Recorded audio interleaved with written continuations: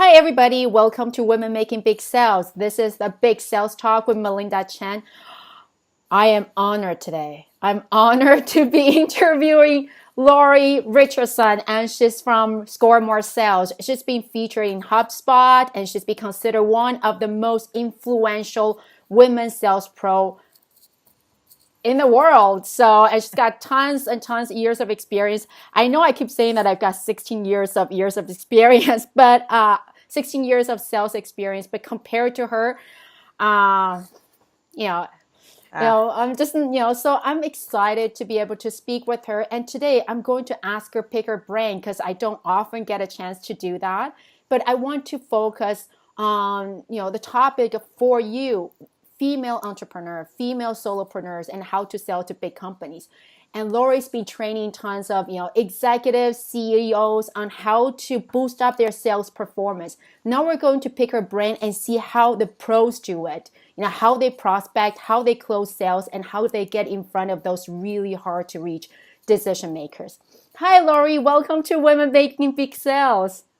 Hi, Melinda. It's a pleasure to be here. So happy to see you. Wonderful. I mean, if you can't tell, I'm a bit nervous, but I've done lots of Oh, interviews. But I've been reading your blogs since really early on, and I know you. And then I always wonder, wow, this is a woman who's really been selling, not just for the past 5 years or done tons of LinkedIn sales. I mean, you've really started selling a long time ago, since the beginning. Could you just share with the audience a little bit of your sales journey? I know it's probably there's probably lots to talk about, but can you just briefly share with us the journey?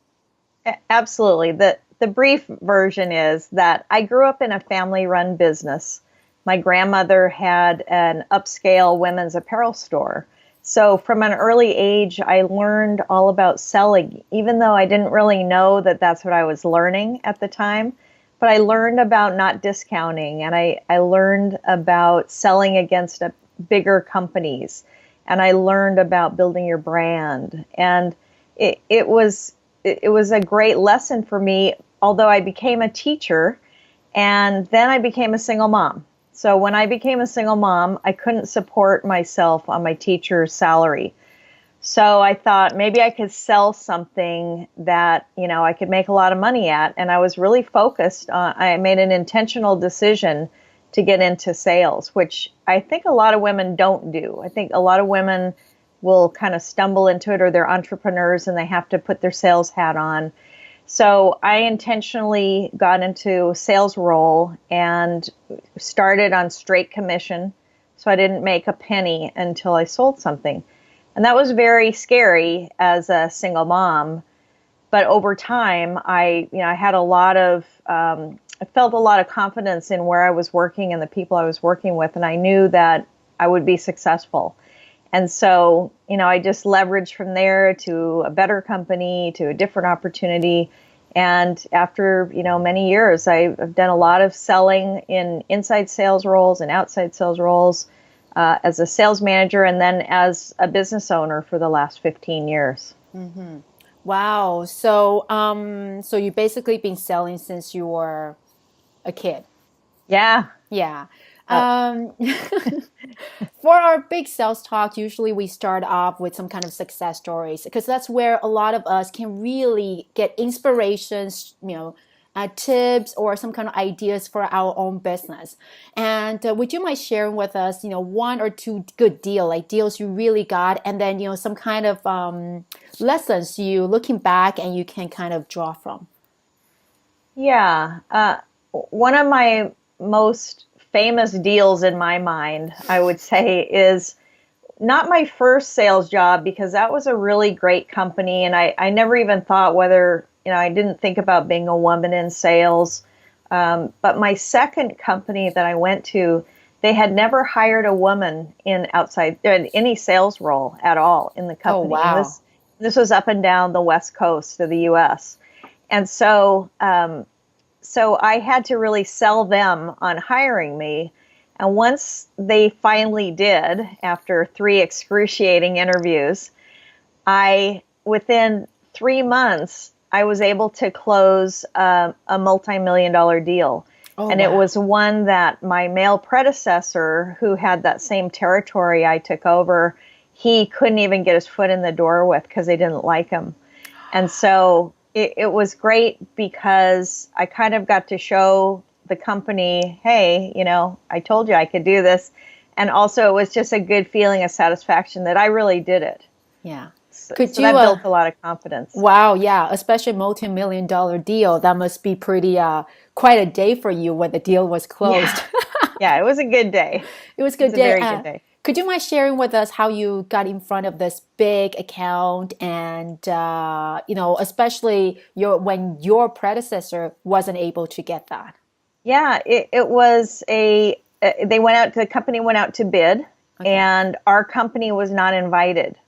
So I reached out to the company once I was fully on board and I was learning, what was going on. And I heard, oh, these guys won't do business with us. So I called them. Of course, when someone tells you someone won't do something, you call them, right? and I just asked some questions, and they said, we don't like the sales rep, and so we didn't offer this to your company. And I said, well, he's not here anymore. I took his place. Could we at least talk? And so that developed into a meeting, and that developed into an opportunity. So And yeah. And did you have their contact information before to begin with? So you already knew who you need to talk to?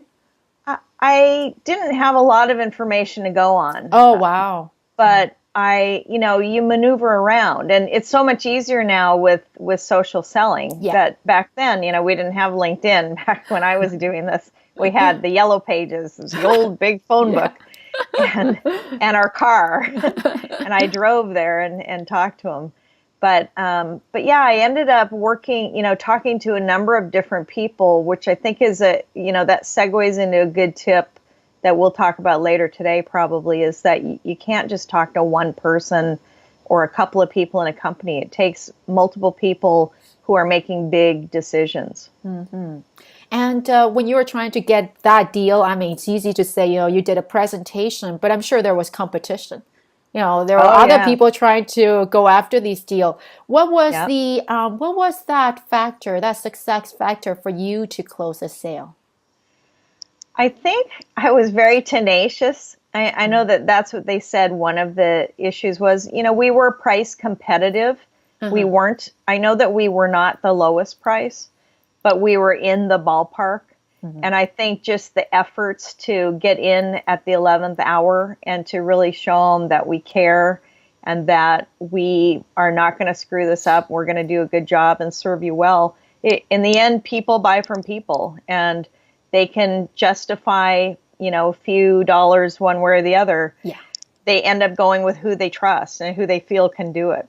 And how many people did you talk throughout this deal? Can you just look back? How many people did you actually talk to be able to close this deal?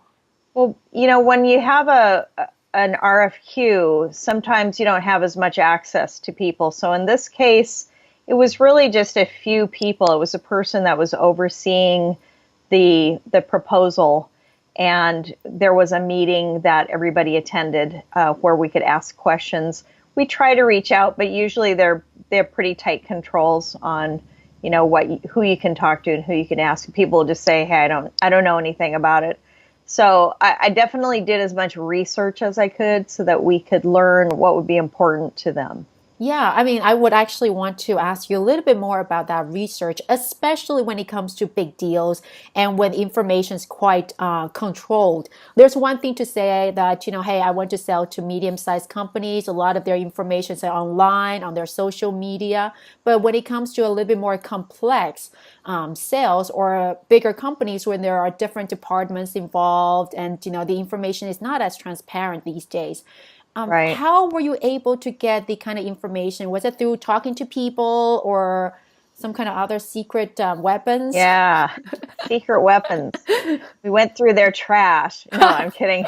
No, it was, I knew people that had done business with the same company in selling them different things, and that's who I talked to. Okay. So they gave me some insight that I might not have had if I just stuck with the person controlling the the proposal. And you knew these people before already, or you kind of actively Yeah. reached out to the person? Yeah, they're people I knew before. I had a good network, and that's another key thing, is to have a strong network, be building your network all the time. Oh wow. Yeah, I think we touched so many points, especially the insights. A lot of times, the Yeah. information is not necessarily outside, but it's that intangible insights. It could be 5 minutes talk, phone call with somebody, and that could make or break a Right. deal. Yeah, even with an administrative assistant, someone in the sales department, don't be creative when you think about who to contact. There's a study that was done by CEB that said, I think it's 8.7 people are involved. I don't know about the point 0.7, but at least 8 people are involved in a complex deal. And so, start broadening who you're talking to. I bet most of the listeners maybe are doing a good job talking to a few people, but are they reaching out and talking to different departments and different teams and getting insights that they may not have? I remember something that one of my favorite managers told me years ago. He said, I never lost a deal by having too much information, but I have lost a lot of deals by having not enough information. So be Wow. sure and, really go broad and deep in bigger accounts. When it comes to talking to all different people within a company, a lot of entrepreneurs and women, I mean, here we're talking to a lot of female entrepreneurs. A lot of women are worried about stepping on to, their prospective clients or their contact person or their champion or whoever they try to get in toes. They didn't want to talk to other people while talking to the other people within the same company. How do you Right. navigate that political Yes. environment, politics? Yeah. Politics is alive and well in organizations for sure. Yeah. I think that what I've done since I've had my own business, and it took me a few years to figure this out, but I start by, when there's an opportunity, or I think there's an opportunity, when I talk with my first contact person, I let them know that this is how we work. We talk to a number of different people in the organization. This is our process. So this is how we work. And if you'd like to be involved in it, we can involve you or not. So it's not like a threat. I probably sound like I've got my mean mom voice on, but I don't mean it that way. It's just that this is how we do business. We need to talk to a number of people, because what we've learned over the years is that different people have different perspectives about a large project. We know a number of people will be involved in it. And if our contact wants to help us maneuver that, which some do, then we'd love to do that with them. And if not, we let them know we will be, if you hear that we're talking different people, that's very likely happening, so that we don't get them saying to us, and don't talk to anybody else.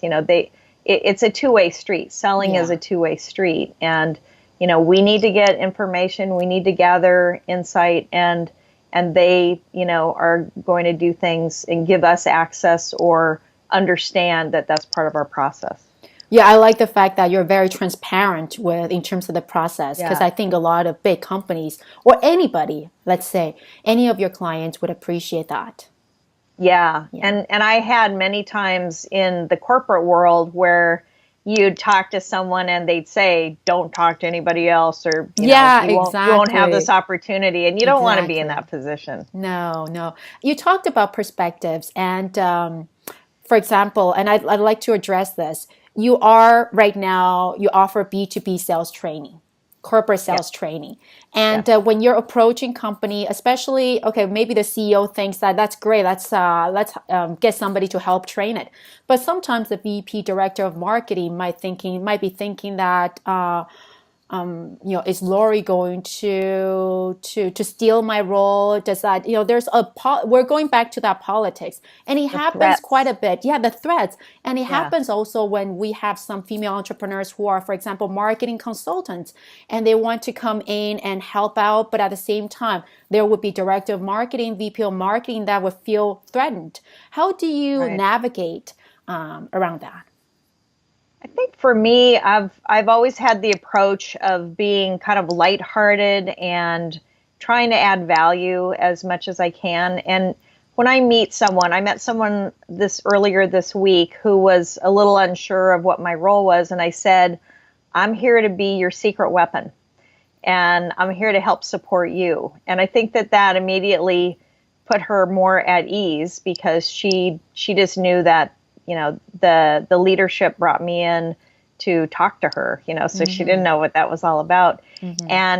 And so for me, we work with the heads of companies. We work with C-level, Of course, in the beginning, and we get their full support. And so then we don't have any problems. And if you can do that, that's an awesome way to do business. Yeah. But I realize not everyone can. And so if you go into a mid-level, it is good to try to understand the politics as you can, and what some of their concerns and aspirations. So the old thing people used to say, like, what keeps you up at night? I like to say to people, what are your aspirations here in this role? Maybe they want to be CEO someday. Yeah. Maybe they want their boss's job. I'm here to tell them everything I do, I promise you I'm here to help you look good. And that's all I try to reinforce with the value that I add, the materials I send, the notes I send them, all those things try to reinforce that. You have been a sales pro for many years, and you've seen lots of changes in the industry in terms of how people approach big clients, and the client's behaviors changed. If I were to ask you, what's your favorite way to get in front of big clients today? Can you narrow down, of all the LinkedIn, lead gen, inbound, outbound, ABM, all this, Oh boy, gives you a headache just thinking about it, doesn't it? Well, yes. So my answer is that I use a multifaceted strategy. And one of the interesting tools is something that people use on me quite often, sometimes. And that is that they reach out, and I may not get right back to them through an email. Maybe they leave a phone message. I listen to phone calls. I don't know about you, but I do get messages. And I have, I talked to someone on a cold call the other day, and, I'll do that. But sometimes I'm just traveling and I just don't get back to people as quickly as I could. Of course. So then I notice that I post something on LinkedIn or tweet something, and they retweet it, or they like something on LinkedIn, and it's what we call socially surrounding, so that wherever I turn on Twitter or LinkedIn, they've liked something. You can't fault them for. It's not like they're stalking me, but every time I see it, I'm like, oh, I got to get back to her or him. And so it's a very subtle way of supporting the efforts of letting people know, I'm here, I'm interested in seeing what you're doing. And I sent someone a note today and said, hey, I hope you had a happy birthday. I hadn't heard back from them after I had sent them a proposal. Yeah. So I didn't ask about the business. I just said, how was your birthday? So we'll see if he gets back to me. Okay. So basically, especially now, there are so many different ways. The secret weapon, or the most important thing, is use a combination of different strategies to pick the interest. Yeah, there are people just stuck on phone calls, or most people are stuck on email. Yeah. And they'll email and they don't hear back, and they'll email again. Do something different. Send a postcard. We're having a series of postcards designed about it's almost it's the end of Q2, it's almost Q3, then we're going to have one for Q4, then it's going to be, hey, it's almost 2018, and a whole series that we're going to send to the same people on an ongoing basis so that they know we're here for the long haul.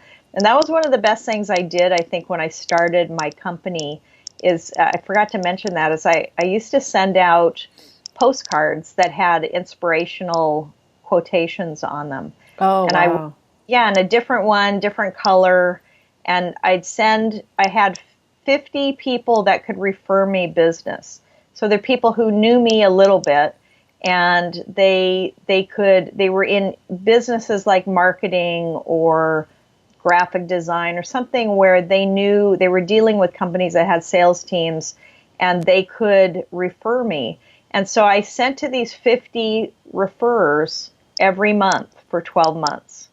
And one time I went to see one of my contacts, and he showed me that there was a whole wall of all the postcards that he had put them up on the wall. Oh, wow. And so talk about being memorable. It's like mailing your business card to someone.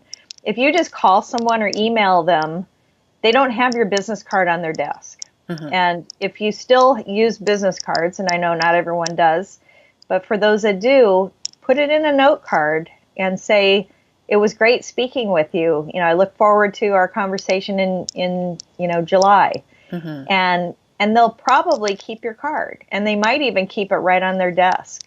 So don't be afraid to do that, because that's a great way to get right in their office. Wow. I think that's more of when it comes to deciding what kind of prospecting strategy. Sounds like, as long as you can come up with a strategy that not a lot of other people are using, that's how you stand out. Because mailing postcards, especially today when everybody's talking about social selling or, LinkedIn email, sending postcard, you probably be the only vendor that's sending the postcard, and that's how you are memorable. Yeah, look at, there are companies like Sticker Mule that make these stickers now, and they're doing that because people are mailing packets, or they're mailing T-shirts, or a lot of the, technology companies, the SaaS companies, they have T-shirts and tchotchkes and things that they're sending, and they put these stickers on. So I say it's a great thing to do because most people are not doing it. So Lori, you've done a lot of training to big companies. So now, because we want to pick your brain, if you were to imagine yourself coming to or sitting in front of a small female entrepreneur, solopreneur, and then she's struggling with her sales, what would be the first few questions you'd ask her to identify the potential sales challenge? How would you, or how might you solve those challenges? I would ask her to tell me about the opportunities that she's working on. Perhaps it's in a pipeline form. Hopefully it's encapsulated in a CRM system somewhere. And so I'd love to see what she's working on, what kind of opportunities and at what stages each one is at. Now, if someone is sophisticated and has that all figured out, then you can look at the ratios of how many deals are in the early stages, how many are midstream, how many are qualified, what are the next steps, where are you stuck? And we'd pull it apart deal by deal, because I think that that's the best way to do it. Mm-hmm. What do you mean by pull apart deal by deal? Do you mind elaborate a little bit more on Yeah. that? Yeah, I would take one opportunity and I'd ask, do you know what stage this is in? In other words, have you qualified the opportunity? Have you talked to all the buyers involved? Do they have any kind of a budget to do this? Are you, what would happen if they didn't do this? So you have a lot of questions. I have about 7 questions that we go through, and then we know if it's really qualified or not. And if it is qualified, then it should move forward into, what's the next step? What's the next action you're going to take? When are you following up? If you leave it to them to get back to you, I think most of us know that's probably not a good plan. They say, great, I'll show it to my boss and we'll get back to you. And so then I would say, fantastic. If I don't hear back from you, what if I call you next Friday or next Tuesday or in a month? However it works out, that's reasonable to be a good follow-up time. And then I have a next action, and I don't have to feel like so many people feel, a lot of entrepreneurs, when they go, oh, I don't know, I don't want to be too pushy, especially women will say that. I don't want to seem pushy, but, I don't really know what to do next. And so the best thing is to set a next action in everything that you do on every step of the sales cycle. Mm-hmm. And I'm going to ask you, it's a yes or no, but do you think small entrepreneurs can sell to big companies? Yes. So what are... Yay! Hey, Yay! see it all the time. I see that. In fact, my good friend Jill Conrath wrote a book called Selling to Big Companies. Oh, wow, And wow, she yeah. wrote that probably, I don't know, a good 10 years ago.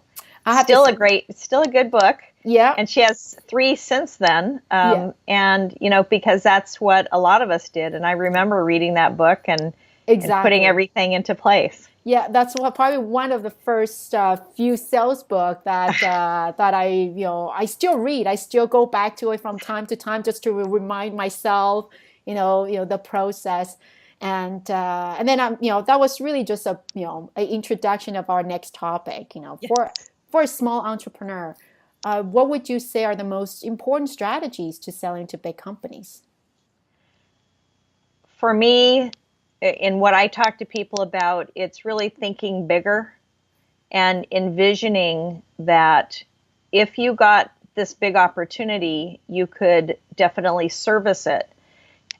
A problem with some entrepreneurs is that they don't have access to people who could help them if they did get a big deal. Mm-hmm. So I've actually worked with people that say, I can't get too much business because I wouldn't know how to handle it. Yeah. And I think, oh my gosh, that's like the worst thing you could do. Instead, get big business. That's a great problem to have, is that, you certainly need to support it and make it happen. But that's why we have colleagues, and that's why we meet people in our industry, find people that we know and trust and respect that might be able to work with us on a project. When you started off and, you work with small clients and you meet with people who also work with small clients. So the fact to say, hey, build that network and try to get in front of big clients, for a lot of people, they don't know where to start because you just, you look at your network and not a lot of people just happen to know CEOs, CFOs, or VPs and directors.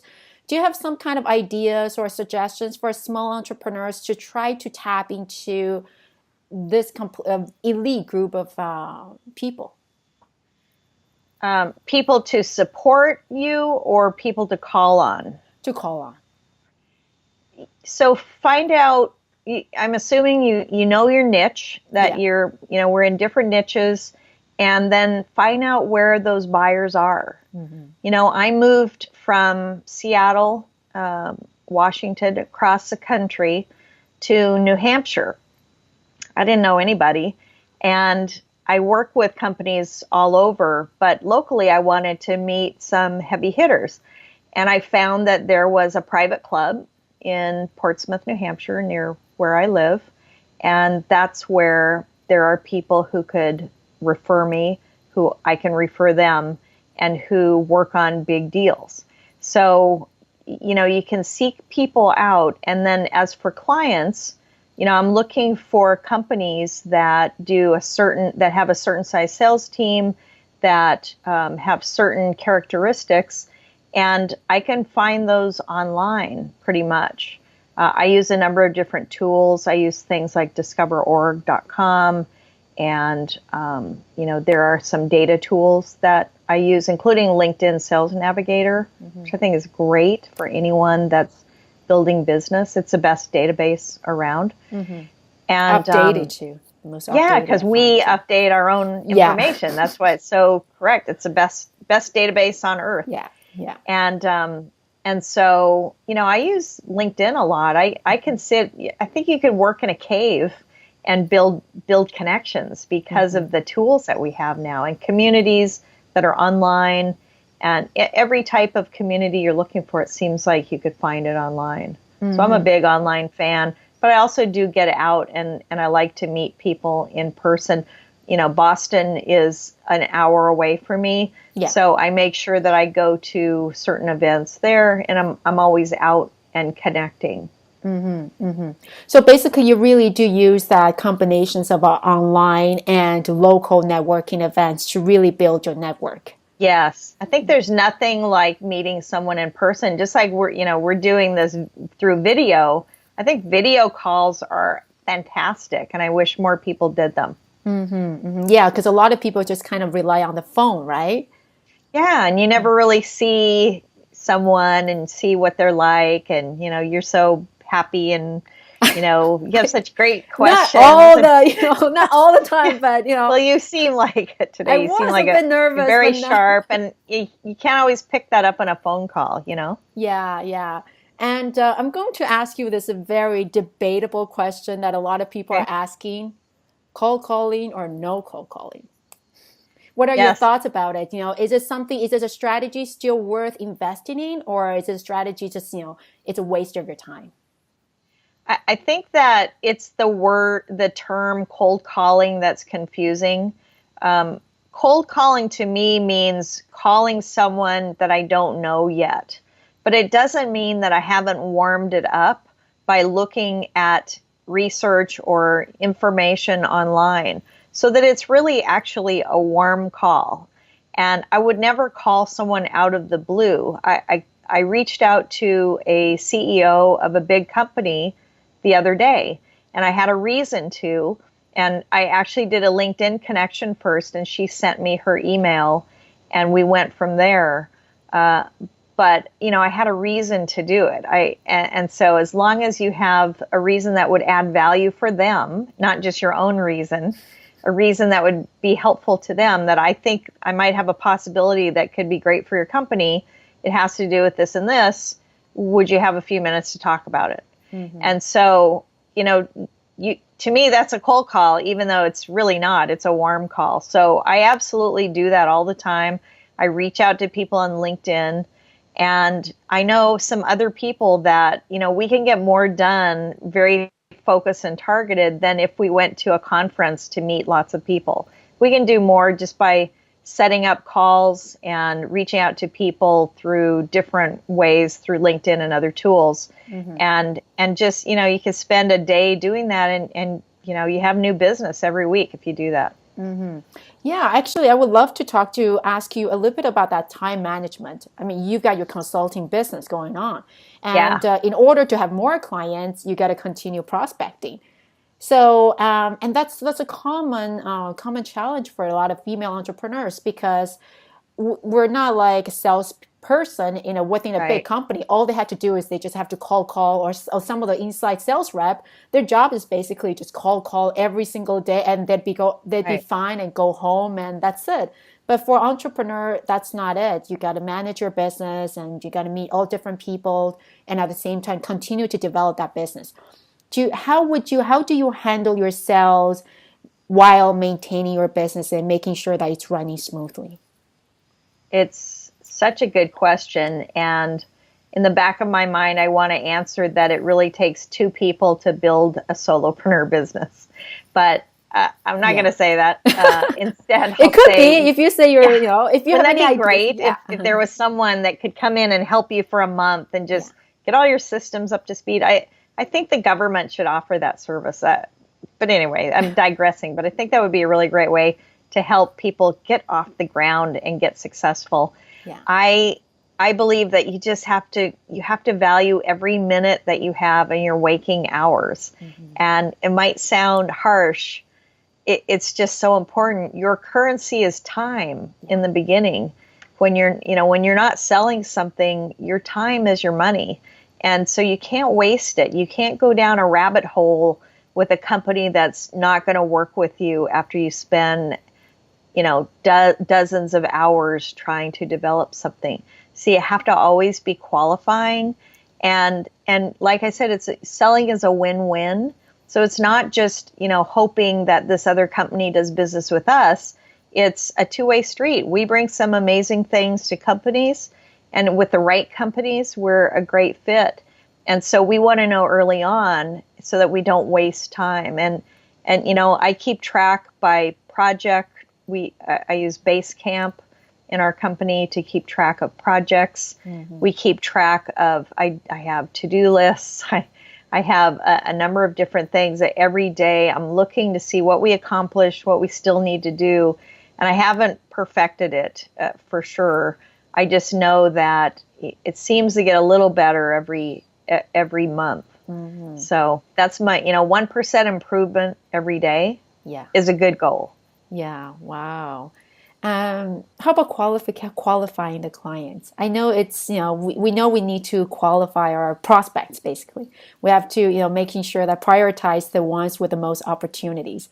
But there's always that sense of, if I give this up, I might lose this. What if it's an opportunity? Or what if, there's always that sense of letting it go. I've spent so much time and effort.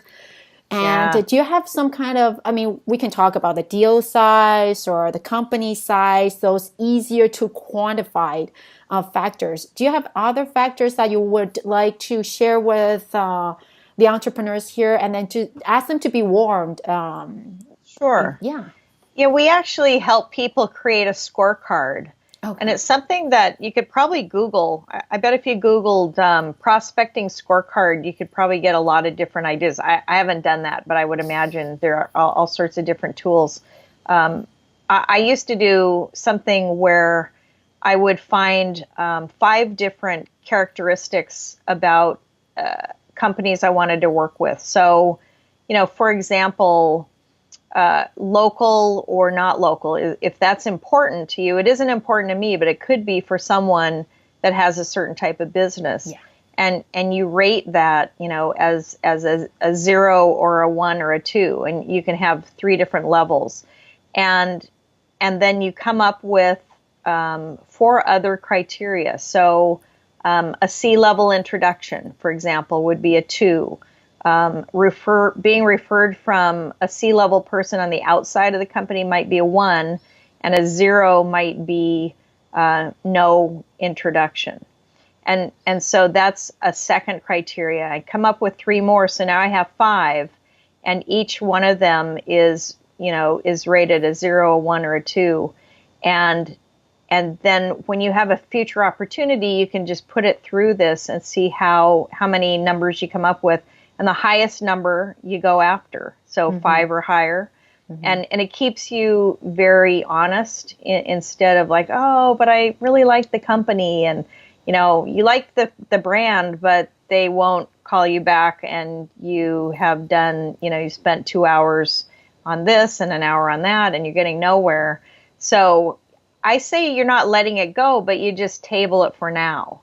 So you never are losing an opportunity. You're just choosing to work on the more potential, the sooner, the opportunity that could happen sooner, because we need to close business sooner than later. And just like getting a quick no is way better than a slow no, because those slow no's will kill you. If I can find out sooner that a company's not going to work with me, that's fine, because then I can spend my time with someone else that might be a better fit. So the idea that not everybody is going to work with your company is a good one, and to really realize that I'm just looking for those that are the best fit for me and the people that resonate with me, and you'll see it because they will want to talk to you, and they will kind of understand what you're doing. Or if they don't understand, they'll want to hear more. And that's how you know that it's a company that might be more inclined to work with you than less inclined. So more probable versus less probable, if that makes sense. Yeah. And then I think that's the thing with a lot of entrepreneurs or female entrepreneurs, they don't realize is that at the size, in terms of size their company they have right now, lots of times they actually only need probably 2 or 3 big clients, and they probably need to kind of stop going after clients and just kind of reevaluate or making sure they're ready to scale up. So they actually don't need 10, 30 clients. And, so people are, and people sometimes they don't realize that, and they're trying to reach as many people as possible. And then they get overwhelmed in terms of all the follow-up, all the business cards they collected, and they're not able to follow up with. Right. Yeah. I had so many business cards. I had my admin going through them, trying to figure out what to do with them. So yeah, you can get too many of anything. Yeah. So you got to keep your focus. Keep your focus. Sure. And I would like to ask you another really big question about selling to big companies, and that's about business introductions or referrals, or, because let's face it, there's tons of strategies, but if you want to talk to C-suite decision makers, a lot of times, SEO might not be the best strategy. They're not just going to go, I mean, they probably do, but most of the CEOs, they're not going to Google B2B sales trainer or best B2B sales trainer. A lot of times it's the introduction, relationship, or referrals. Is that something that you rely a lot in terms of your prospecting strategies, or it's something that you don't Well, a use couple a lot? things. One is that their admins will go to Google. And so there's a lower level of people Googling on behalf of their boss. Mm-hmm. And so your presence online is very important. A professional presence is critical. You've probably talked about that before, I bet. Yeah. And certainly from all the content that I've written over the years, it's important for me because people do seek me out because of the content that I've created over a long time. Mm-hmm. So I would say it is part of the equation, but there's nothing better than referral business. And in fact, that was my blog post today that posted about the power of referrals. And it was a story about, it was actually a hairstylist when I first moved to Boston the first time, and how I told one of my friends about this hairstylist, and it ended up that this relationship between my friend and the hairstylist turned into her extended family started going there, and they would bring the hairstylist in for weddings and all these things. Mm-hmm. And I call it a $50,000 referral. Wow. Or maybe $100 haircut. It's not a bad deal. Yeah. And it's because I took the time, went out of my way, made an introduction, and it was a good fit. And then both of them nurtured it, and then it just grew from there. So I think that referral business is so great because you're already coming in with, a high level of trust with the other person, and the sales cycle is way shorter. Mm-hmm. So you can't go wrong. So that's, again, why I like targeting when I talked about the 50 postcards to the 50 people every month when I started building my business, because those are referrers for me. Mm-hmm. And some of them I still work with, and I refer them business too. Mm-hmm. And I think the other thing that's important is to not keep track, like, oh, I sent Melinda a referral and she never did anything for me, because I've heard people do that. Mm-hmm. You send out the referral with a smile on your face, you connect the people if you think it will serve them, and then another referral comes to you in another way. Mm-hmm. And that's the way it works. It's magical, and it's worked for me that way for 15 years. I think referral, the moment it becomes an obligation or a numbers game, it becomes less genuine. So you might actually get less qualified leads, not as good quality leads, because the other person feel pressure to refer you leads. So they just kind of refer you whomever. But if you make it really casual and really very much like a win-win situation or just authentic, then you're more likely to get better qualified leads. Yeah, and your name's on the line. So you don't want to refer just anybody. You want to refer someone who you think can serve your client or your, contact in some way. Do you have any tips that would increase the success of referral? I mean, you talked a little bit about, you sent a postcard, and I think that's a great, and super innovative ideas. Yeah. Any other, over the years, any other tips for us if we really want to tackle this channel? If you're working with big companies, there are limits in terms of gifts that you can buy. Big companies don't want, it's not a good policy to buy extravagant gifts. No. In fact, you probably get in a lot of trouble if you do that. But it doesn't mean you can't do a couple things like send a book that might be, less than $10. I used to work with a very large Fortune 50 company that had a limit of maybe, it might have been $5 or $10, of value that you could do. But the other thing is that I have a client, it's $1 billion client, and they don't accept any kind of gifts. They're not supposed to. And instead, I make donations to charities that they believe in. So I'll talk to a branch manager of one of the offices, and I'll ask him about his particular charity in his community rather than the big company charity that they donate to. So it's meaningful to them, and I'll just make a donation at Christmas or for some other reason. And that goes a long way. It goes. Plus, it's a good thing. You're doing something good and helping a community.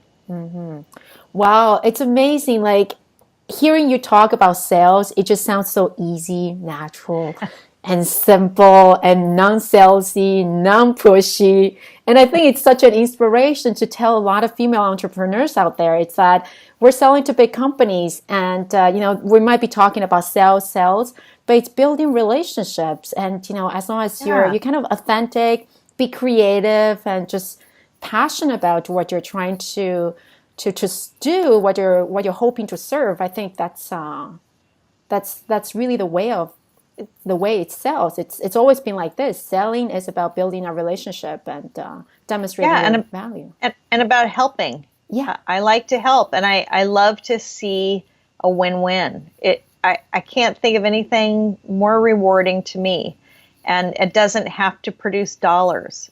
Sometimes it produces dollars, sometimes it produces a lot of dollars, and then other times it doesn't. And again, it balances out. But if you do what you love and you believe in helping others, I think that there's nothing better than wearing the sales hat in your company. And that's why, personally, I think women are meant to be salespeople. Because we have that innate ability to understand other people's need, to connect and to help. And that's why I believe that you also believe that more women should be selling to big companies, right? Yeah, I definitely would love to see more women selling in big companies. And I do believe that communication skills are very strong with most women. I think we're patient. We are able to see things that maybe are not being seen, see the unseen, hear the unsaid. And I think women are naturally good at that. Yeah. And would you mind sharing with us the community you're building to promote more women in sales? Yeah, so we have a community called Women Sales Pros. It's women, plural, sales pros. And on Twitter, it's @Women Sales Pros. I'd love for people to follow us. We try to post something inspirational all the time. And we share ideas and tips to grow sales. We also showcase some women sales experts as well as women who are in sales and in sales leadership. So love for people to come by and visit us. And we'll be launching a bigger vision of a website in the coming months. Yeah, I have to say that I continue to go back to the website. And I mean, we're talking about some of the most intelligent, insightful sales pros. And, sales, there are a lot of information about sales, but I think it's important to talk to somebody who's done it for many years, because sometimes, there's some people, they talk about trendy strategy, some strategy that got them one big deal. And then they started talking about the deal, and then that's the way to go. But it's important to talk to people who's done lots of deals, who's seen things change, and who's thought about how, where we're going and how we remain competitive. And I think this is where the website is about. It's people with actual experience and real experience, and to really share the real strategy. And that's really got more experience back behind it. So yeah. Well, thanks for that. Yeah. So I welcome everybody to go check it out, and I'll link everything on the show notes. And thank you very much, Lori, for sharing your thoughts and your and even just the attitude sales. I find that it really inspiring, because a lot of times we're trying to find the best ways to sell. We're trying to find there's got to be a better way, easier way, better technology, or something innovation. But I think from you, I kind of just got a feeling that you just got to go ahead, be passionate about it, and don't give up, and remain creative, and follow through. Just follow through. Okay, well, there's really no magic formula. Here are the magic formula. No magic. No magic. It's just, hard work, remain passionate, and then we can go out and make big sales. So I hope this gives you some inspirations for everybody. Everybody can go after big clients and really work with people that are reputable and intelligent people and grow your business. So stay tuned. I hope next time we'll talk to more people about making big sales, and we hope that we can be here and help you grow your business. See you next time. Okay, Lori, that's it. Done. Thank you very much for taking so much of your time. I mean, normally we don't do 50 minutes of interviews, but it's my pleasure. I get excited. So, that's great. It was a pleasure to meet you, Melinda. Thank you. What I'll do is that I might reach out to you maybe towards the end of May and see if there's any news about Women Sales Pro. Great. And then, if you have any link or stuff, and I'd be very happy to send out. Most of our people, they got sent out to my email list and let them know about it. So yeah, I love that. Thank you so much. I'll do it end of May, and I'll let you know when this is published too. Fantastic. Have a great weekend. You too. Great to talk to you. Lori. Bye. All right. Bye-bye.